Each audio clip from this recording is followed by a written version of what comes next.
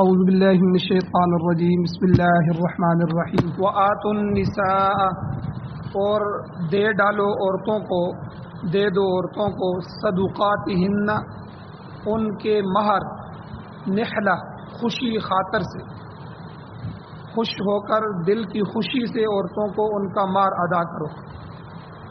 ہاں فإن طبن، پس اگر وہ عورتیں خوش کریں لکم تمہارے لیے، عن شیء منہ اس مہر میں سے کوئی بھی چیز، نفسن تمہارے دل کے لیے، تمہاری ذات کے لیے اگر وہ کوئی تمہیں معاف کر دیں مہر کا حصہ، کوئی مہر اور خوشی سے تمہیں دے دیں تو فکلوہ پس تم کھاؤ اس سے، ہنیئا مریئا خوشگوار اور خوش ہضم ہو کر، یعنی پھر اچھے طریقے سے اس مال کو کھاؤ، وہ تمہارے لیے جائز اور حلال۔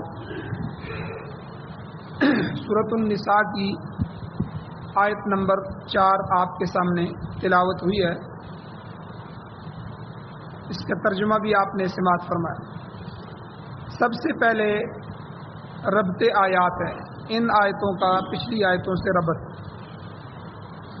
ابتدا میں اس سورت کے ابتدا میں شروع میں اللہ تعالیٰ نے انسانی حقوق کو، خصوصاً رشتہ داروں کے حقوق کی حفاظت کا حکم دیا۔ پھر اس کے بعد اللہ تعالیٰ نے یتیموں کے متعلق ارشاد فرمایا کہ اے لوگو ان یتیموں کے مال مت کھاؤ۔ پھر خاص طور پہ یتیم لڑکیوں کے ساتھ نا انصافی سے اللہ نے منع فرمایا۔ اور پھر اس کے بعد اللہ نے ارشاد فرمایا کہ اگر تم یتیم لڑکیوں کے ساتھ نکاح کرنا چاہتے ہو تو اس نکاح کرنے کی صورت میں ان کے ساتھ حق اور انصاف کے ساتھ پیش آؤ۔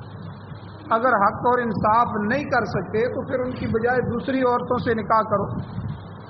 اور دوسری عورتوں سے نکاح کرنے کے بارے میں اللہ تعالیٰ نے 4 عورتوں کی حد مقرر فرما دی کہ آپ مثنیٰ و ثلاث و رباع 2 3 4 عورتوں تک نکاح کر سکتے ہیں۔ اور ان 2 3 4 عورتوں سے نکاح میں بھی اللہ نے عدل کی شرط لگائی، اس شرط کے ساتھ کہ تم سب بیویوں کے ساتھ جو ہے یکساں سلوک کرو گے، ایک جیسا سلوک، عدل کرو گے۔ اور پھر اللہ تعالیٰ نے یہ تعدد ازواج جو ہے، کئی شادیاں کرنے کی محض اجازت صرف دی ہے، لازم نہیں کرا دیا کہ ہر آدمی ایسا کرے، بس جو یہ شرط پوری کر سکے وہ کر لے۔ اس کے بعد اللہ نے فرمایا کہ اگر انصاف کو قائم نہیں کر سکتے ہو تو پھر صرف ایک نکاح پر فواحدۃ، ایک ہی نکاح پر اکتفا کرو، ایک ہی کافی ہے۔ ہاں البتہ تمہاری جو لونڈیاں ہیں، غلام عورتیں ہیں، ان سے بغیر نکاح کے بھی مستفید ہونے کا اللہ نے تذکرہ فرمایا کہ اس کی اجازت ہے۔ تو یہ پچھلی آیات کا خلاصہ ہے۔ اب آج کی آیت بھی نکاح کے ہی متعلق ہے، لیکن نکاح کے اندر کئی چیزیں ہوتی ہیں، ایجاب و قبول ہے، جو ہے وہ ایجاب اور قبول دونوں طرف سے یہ ہوتے ہیں، اور اسی طرح ایک چیز مہر ہوتی ہے، مہر۔ تو نکاح کے ایک اہم مسئلہ مہر کے بارے میں اللہ تعالیٰ نے آج احکامات نازل فرمائے۔ اللہ تعالیٰ نے نکاح میں مقرر کردہ جو بھی مہر ہوتا ہے اس کو خوش دلی سے ادا کرنے کا حکم دیا ہے اس آیت میں، اور یہ حکم ہر نکاح کے ضمن میں ہے، چاہے وہ لڑکی یتیم ہو جس سے آپ نکاح کر رہے ہیں، یا عام عورت ہو، باقرہ ہو یا سیبہ ہو، اور اس کا خاوند فوت ہو گیا ہو، بیوہ ہو یا مطلقہ ہو، کوئی بھی عورت ہو کسی قسم کی، جب آپ اس سے نکاح کر رہے ہیں تو اس کے نکاح میں جو آپ نے مہر مقرر کیا ہے، اس مہر کو اللہ کہتے ہیں وہ اس عورت کا حق ہے، اس کو خوش دلی سے وآتوا النساء دے دو عورتوں کو، دو ان کو صدقاتہن ان کے مہر، نحلہ خوشی کے ساتھ، دل کو تنگ نہ کرو، خوشی خوشی کے ساتھ ان کے جو حقوق ہیں ان میں سے مہر بھی ان کا حق ہے، تو اس میں تم ان کو مہر ادا کرو۔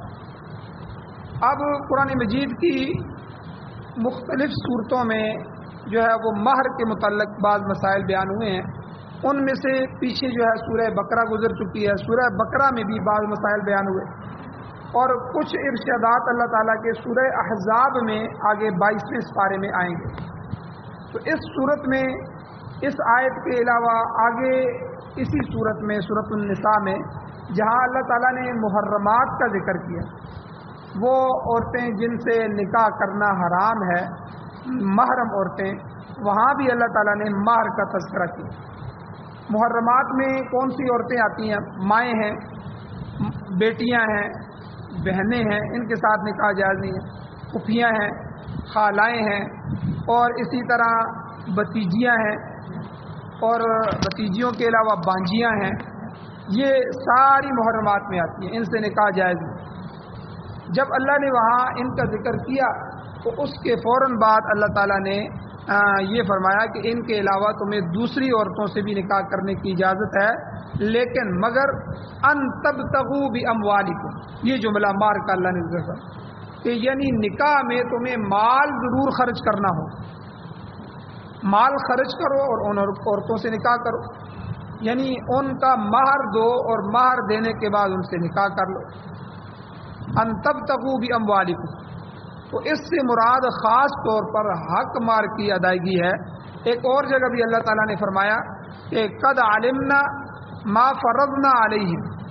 اللہ کہتے ہیں ہم جانتے ہیں وہ چیزیں جو ہم نے مردوں پر فرض قرار دے دی، یعنی ہم نے بہت سے حقوق، بہت سی چیزیں مردوں پر لازم قرار دی ہیں. ان فرائض میں سے ایک مہر بھی ہے کہ مہر کا ادا کرنا مردوں کے لیے ضروری ہے، فرض ہے. اب مہر کے متعلق کچھ مسائل، کچھ تفصیلات ہیں، وہ آپ کے سامنے پیش کرتا ہوں. سب سے پہلے مہر کا نصاب کیا ہے؟ مہر کتنا ہونا چاہیے؟ کم از کم کتنا ہونا چاہیے؟ زیادہ سے زیادہ کتنا ہونا چاہیے؟ مہر کا نصاب شریعت میں کیا ہے؟ مہر کے نصاب کے متعلق فقہائے کرام میں تھوڑا سا اختلاف پایا جاتا ہے. امام شافعی رحمۃ اللہ علیہ اور بعض دیگر جو ائمہ کرام ہیں وہ فرماتے ہیں کہ قلیل سے قلیل تر چیز، کم سے کم تر چیز بھی مہر بن سکتی ہے. حتیٰ کہ کوئی مٹھی بھر کے کھجوریں کسی کو مہر میں دینا چاہتا ہے وہ بھی دے سکتا ہے. لوہے کی انگوٹھی کسی کے پاس ہے وہ دینا چاہتا ہے وہ بھی دے سکتا ہے. حتیٰ کہ 1 آنا 2 آنے پیسے 2 پیسے بھی مہر میں دیے جا سکتے ہیں، لیکن شرط یہ ہے کہ وہ کہتے ہیں عورت اس پر رضامند، عورت رضامند ہو تو کم سے کم جتنا بھی مہر ہے وہ دیا جا سکتا ہے. لیکن امام اعظم ابو حنیفہ رحمۃ اللہ علیہ فرماتے ہیں کہ نہیں، مہر کی کم از کم مقدار 10 درہم کے برابر ہونی چاہیے. 10 درہم تو ہونے چاہیے نا. اس سے نیچے عورت کو آپ کیا دے رہے ہیں؟ آنا دیں گے 2 آنے پیسہ 2 پیسے اور 2-4 روپے، ٹھیک ہے. کم از کم 10 درہم، درہم کے جو ہے کتنا ہوتا ہے اس کی مقدار آگے آئے گی انشاءاللہ. تو اس میں امام اعظم ابو حنیفہ رحمۃ اللہ علیہ کی دلیل کیا ہے؟ اس مہر کے ضمن میں امام صاحب دلیل یہ دیتے ہیں کہ قرآن پاک کی یہ آیت ہے کہ اللہ تعالیٰ نے مال کا ذکر فرمایا. یہ میں نے جو بھی آیت پڑھی ہے، ان تبتغوا باموالکم، کہ تم اپنے مالوں کے ذریعے ان کو تلاش کرو، یعنی عورتوں سے نکاح کرنا چاہتے ہو تو اپنے مال خرچ کرو. اب اللہ نے، وہ کہتے ہیں، امام صاحب کہتے ہیں کہ یہاں اللہ نے مال کا ذکر کیا، اور مال جو ہے وہ کم از کم 10 درہم مال شمار ہوتا ہے. کس طرح کہ ہم چوری کے مسئلے میں دیکھیں گے کہ شریعت کی نظر میں چور جب چوری کرتا ہے تو کتنے مال پر اس کا ہاتھ کاٹا جائے گا. جو حدود اللہ میں سے اللہ نے حد مقرر کی ہے چور کے لیے کہ چوری جو ہے والسارق والسارقۃ فاقطعوا ایدیہما، کہ جب چوری کرنے والی عورت یا چوری کرنے والا مرد چوری کر لیں تو ان دونوں کے ہاتھ کاٹ دو. یہ شریعت کی سزا ہے، شرعی سزا ہے، حدود اللہ ہے. اب کیا کوئی کسی کا 1 روپیہ اٹھا لیتا ہے اس پر بھی ہاتھ کاٹیں گے؟ نہیں. تو یہاں جو ہے اس میں جو مال، جس کو شریعت نے مال سمجھا ہے کہ کسی کا مال کسی نے چوری کر لیا، وہ مال کم از کم 10 درہم، یعنی 10 درہم سے کم کسی نے چرا لیا، اس پر جو ہے حد نہیں ہوگی چوری کی، اس کا ہاتھ نہیں کاٹا جائے گا. تعزیر ہوگی، ڈانٹ ہوگی، دوسری چیزیں ہو جائیں گی، لیکن ہاتھ نہیں کاٹا جائے گا. تو اس لیے کم از کم چور جو ہے وہ 10 درہم کا مال چوری کرے یا اس سے زیادہ کا کرے تو تب اس کو شریعت چوری سمجھتی ہے اور اس پر جو ہے وہ ہاتھ کاٹنے کا حکم ہے۔ تو یہاں سے امام صاحب فرماتے ہیں کہ یہاں شریعت نے اس کو مال سمجھا ہے کہ اتنے مال پر چوری کرنے والے کو سزا دی جا رہی ہے۔ تو ان تبتغوا باموالکم، اللہ نے مہر بھی اتنا ہی بیان فرمایا کہ تم اپنا مال خرچ کر کے جو ہے ان عورتوں سے نکاح کرو۔ تو اس لیے مال کی مقدار کم از کم جو ہے وہ 10 درہم ہونی چاہیے۔ تو یہاں سے ہمارے فقہ میں ہمارے نزدیک جو ہے مہر 10 درہم سے کم نہیں رکھ سکتے۔ باقی ائمہ جو ہیں امام شافعی رحمۃ اللہ علیہ، امام مالک رحمۃ اللہ علیہ، ان کے ہاں بھی دلائل موجود ہیں۔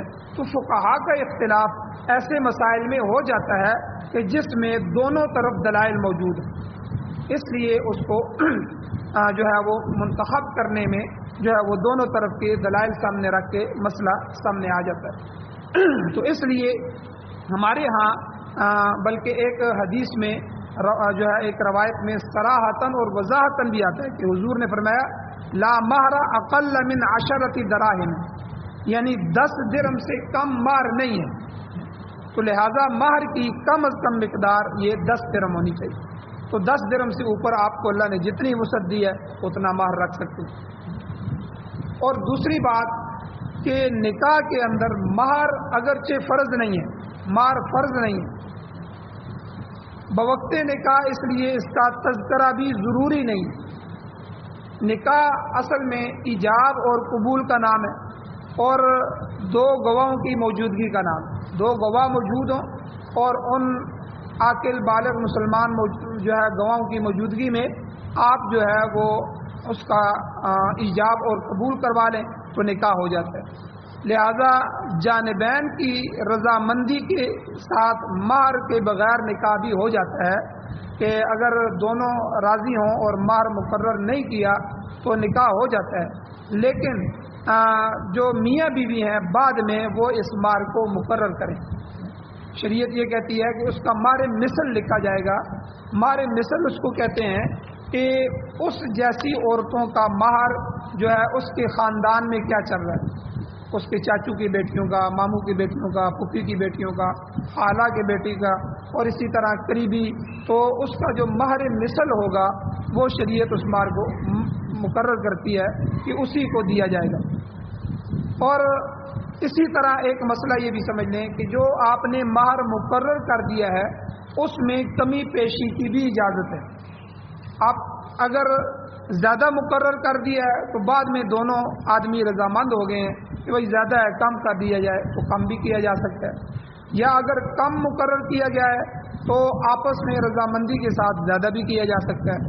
تاہم احناف کے نزدیک جو ہے مہر کم از کم اس کی مقدار 10 درہم ہونی چاہیے، یہ اور اس سے اوپر آپ جتنا مہر رکھ سکتے ہیں۔ اور دوسری یہ بات سمجھنی چاہیے کہ وزن کے حساب سے، اب وزن کے حساب سے 1 درہم جو ہوتا ہے وہ 3 ماشے اور 1 رتی کے برابر ہوتا ہے، 3 ماشا اور 1 رتی۔ اس لحاظ سے 10 درہم جو ہیں وہ 31.5 ماشے بنتے ہیں اور 12 ماشوں کا 1 تولہ ہوتا ہے۔ تو لہذا اس حساب سے مہر کی کم از کم مقدار 2 تولے اور 7.5 ماشے چاندی کے برابر۔ تو اب چاندی کی موجودہ جو بازاری قیمت ہے تقریباً 1800، ابھی 1800 اور بلکہ 1900، 2000 روپیہ کہہ لیں، تو 2000 روپیہ فی تولہ چل رہی۔ تو 2 تولے اور 7.5 ماشے، تو یہ تقریباً جو ہے 5,500-6 ہزار روپیہ بن جاتا ہے۔ تو یعنی اگر کسی نے مہر رکھنا ہے تو کم از کم جو ہے 5,500-6 ہزار روپے سے کم نہیں رکھ سکتا۔ تو 10 درہم جو ہیں، 10 درہم کی قیمت جو ہے، درہم چاندی کا ہوتا تھا، دینار سونے کا ہوتا تھا حضور کے زمانے میں، تو درہم کا وزن جو ہے وہ فقہا نے بتا دیا ہے کہ 3 ماشے اور 1 رتی کا 1 درہم ہوتا تھا۔ اس وقت اتنی چاندی سے 1 درہم بنایا جاتا تھا، اور 10 درہم جو ہے وہ 31.5 ماشے بن گئے، اور 12 ماشوں کا 1 تولہ ہے، تو لہٰذا 2 تولے 7.5 ماشے جو ہے یہ چاندی بن گئی۔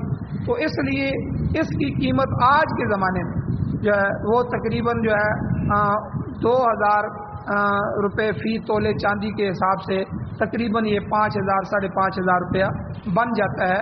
اس سے زیادہ مار رکھ سکتے ہیں، اس سے کم مار آپ نہیں رکھ سکتے. تو البتہ زیادہ سے زیادہ مار کی کوئی حد نہیں. تو زیادہ جو ہے ہر زمانے میں آپ چاندی کو دیکھ لیں، چاندی کی قیمتوں میں کمی پیشی ہوتی رہتی ہے، اس سے مار کا تعین کریں. اور جو سکہ رائج الوقت ہے اس وقت کے مطابق جو بھی کرنسی چل رہی ہے اس کے مطابق جو ہے وہ رکھ سکتے ہیں، جو کہ 31.5 ماشے چاندی کے برابر ہونا چاہیے. اور اسی طرح اگر کسی نکاح میں اس سے کم مہر مقرر ہوا ہے، اس سے کم ہو گیا ہے، ٹھیک ہے، کسی نے 2,000 رکھ دیا، 3,000 رکھ دیا، یہ 10 درہم کی قیمت سے کم ہو گیا ہے، تو اسے بعد میں پورا کر لینا چاہیے مار کو. اس سے کم مار ہے ہی نہیں. اب اس آیت کریمہ میں اللہ تعالیٰ نے مہر کے لیے جو لفظ استعمال فرمایا ہے وہ صدقاتہن کا لفظ. اللہ کہتے ہیں کہ وآتوا النساء، دے دو عورتوں کو، صدقاتہن، ان کے مہر، نحلہ، خوشی کے ساتھ. اب صدقاتہن کے لفظ کے بارے میں تھوڑی سی یہ بات سمجھ لیں کہ صدقات یہ جمع کا صیغہ ہے، اس کا واحد صدقہ آتا ہے جس کا معنی ہوتا ہے حق مار. اب یہاں صدقہ کے طرح 3 لفظ آتے ہیں. یہاں اعراب جو ہے، اعراب زبر زیر کے فرق سے 3 لفظ بنتے ہیں اور تینوں کے الگ معنی ہیں. ایک تو ہو گیا صدقہ ہو گیا حق مار. ایک ہو گیا صدقۃ جس کا معنی صدقہ خیرات ہے، اس کی جمع صدقات آتی ہے. جو شخص صدقہ خیرات کرتا ہے اللہ کے راستے میں، اس کی بڑی ترغیب آئی ہے، اسے اللہ تعالیٰ بری موت سے بچاتے ہیں. اور صدقہ جو ہے اس سے عاقبت کی اچھی امید ہوتی ہے، اللہ اس کی آخرت اچھی کر دیتے ہیں، اس لیے یہ صدقہ ہے. اور ایک ہے صدقہ، دال کے سکون کے ساتھ، جزم کے ساتھ، صدقۃ، تو اس کا معنی ہوتا ہے سختی کے. تو اس لیے صدقہ اور صدقہ یہ 3 معنی استعمال ہوئے ہیں. تو ان کے 3 الگ الگ معنی ہیں. صدقہ ہو گیا مہر، اور صدقہ ہو گیا یہ اللہ کے راستے میں خرچ کرنا، اور صدقہ ہو گیا یہ سختی کا معنی. اور اسی طرح نحلہ، یہاں پر اللہ نے دوسرا لفظ نحلہ استعمال کیا ہے، تو جس کا لغوی معنی ہوتا ہے عطیہ، کسی کو عطیہ دینا. عطیہ چونکہ اپنی خوشی سے دیا جاتا ہے، کسی کو اگر آپ ہدیہ دیں گے، عطیہ دیں گے، خوشی سے دیں گے، اس لیے اس آیت میں انہی معنوں میں یہ لفظ استعمال ہوا ہے کہ عورتوں کے مہر خوشی خاطر کے ساتھ تم ادا کرو، خوشی سے ادا کرو. حدیث شریف میں آتا ہے کہ حضور علیہ الصلوۃ والسلام نے فرمایا ما نحل والد ولدہ، کسی باپ نے اپنے بیٹے کو اس سے اچھا عطیہ نہیں دیا کہ وہ اسے اچھا ادب سکھائے. یعنی حضور علیہ الصلوۃ والسلام نے فرمایا سب سے بہتر جو عطیہ اور ہدیہ والد اپنی اولاد کو دیتا ہے وہ ان کی اچھی تربیت ہے. اگر آپ اولاد کو اچھا کھلاتے ہیں، اچھا پلاتے ہیں، اس کی رہائش اچھی ہے، اچھی گاڑی دے رہے ہیں اور سب ضرورتیں پوری کر رہے ہیں، وہ تکڑا ہے، ہر چیز ہے، لیکن اس کی تربیت نہیں ہے، بد اخلاق ہے، متکبر ہے، تو آپ نے اس کا حق ادا نہیں کیا. تو اس حدیث میں یہاں بھی حضور نے نحلہ یہ لفظ استعمال فرمایا، ما نحل والد ولدہ، یعنی باپ نے اپنے بیٹے کو اگر اچھا ادب سکھا دیا تو یہ اس نے اس کو بہترین عطیہ دیا. اس میں ایک واقعہ بھی آتا ہے، حضرت نعمان بن بشیر رضی اللہ تعالیٰ، یہ ایک صحابی ہیں، ان کی روایت میں آتا ہے کہ ان بشیر رضی اللہ تعالیٰ کی 2 بیویاں تھیں اور دونوں سے الگ الگ اولادیں بھی تھیں. ان میں سے ایک بیٹا ان کا نعمان تھا. تو نعمان کی جو ماں تھی، ایک بیوی، اس نے اپنے خاوند حضرت بشیر رضی اللہ تعالیٰ عنہ سے فرمائش کی کہ وہ آپ کا جو فلاں غلام ہے نا، وہ غلام میرے اس بیٹے نعمان کو دے دیں. تو انہوں نے کہا کہ اچھا ٹھیک ہے میں دیتا ہوں، لیکن اس کا گواہ جو ہے یہ میں ہبہ کر رہا ہوں، اس ہبے کا گواہ میں حضور علیہ السلام کو بنا دیتا ہوں. چنانچہ بشیر رضی اللہ تعالیٰ عنہ یہ صحابی یہ نبی علیہ السلام کی خدمت میں چلے گئے اور یہ سارا قصہ بیان کیا اور کہا کہ حضور میں نے یہ غلام اپنے بیٹے نعمان کو دے دیا ہے، آپ اس پر گواہ بن جائیں تاکہ میری بیوی کو اطمینان ہو جائے کہ حضور گواہ بن گئے۔